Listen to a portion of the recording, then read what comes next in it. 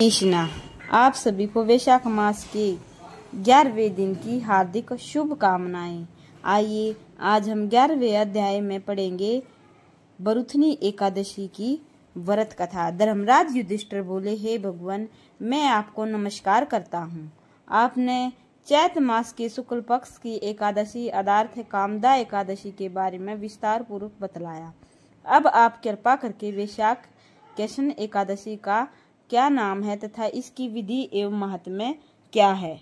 भगवान श्री कृष्ण ने कहा, हे राजेश्वर, वैशाख मास के कृष्ण पक्ष की एकादशी को बरुथनी एकादशी के नाम से जाना जाता है।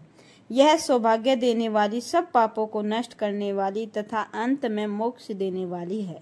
इसकी महात्म्य तथा आपसे कथा कहता हूँ। बरुथनी एकादशी की व्रत कथा।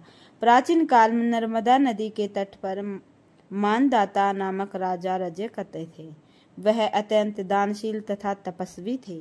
एक दिन जब वह जंगल में तपस्या कर रहे थे, तभी न जाने कहां से एक जंगली भालू आया और राजा का पैर चबाने लगा। राजा पूर्ववत अपनी तपस्या में लीन रहे। कुछ देर बाद पैर दबाते दबाते भालू राजा को घसीटकर पास के जंगल में ले गया। राजा बहुत घबराया, मगर ताप से धर्म अनुकूल उसने क्रोध और हिंसा न करके भगवान विष्णु से प्रार्थना की। करुण भाव से भगवान विष्णु को पुकारा। उसकी पुकार सुनकर भगवान श्री हरि विष्णु प्रकट हुए और उन्होंने चक्कर से भालू को मार डाला। राजा का पैर भालू पहले ही खा चुका था।